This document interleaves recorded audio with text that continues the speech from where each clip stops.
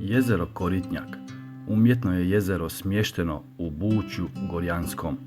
Općina Drenje dobila je 2012. godine veliku akumulaciju i branu Koritnjak. Napravljeno je zbog vodnog režima, obrana od poplava, a zatim i navodnjavanja, sporta te rekreacije. Površina jezera iznosi 100 hektara sa dubinom od 15 metara.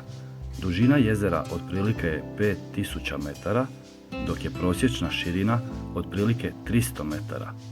Ukupna zapremnina vode iznosi 5 miliona metara kubnih.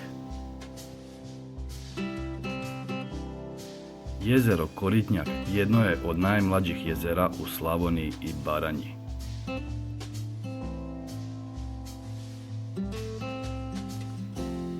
U jezeru Koritnjak obitavaju babuška, crvenperka, deverika, žutooka, uklija i druge vrste riba.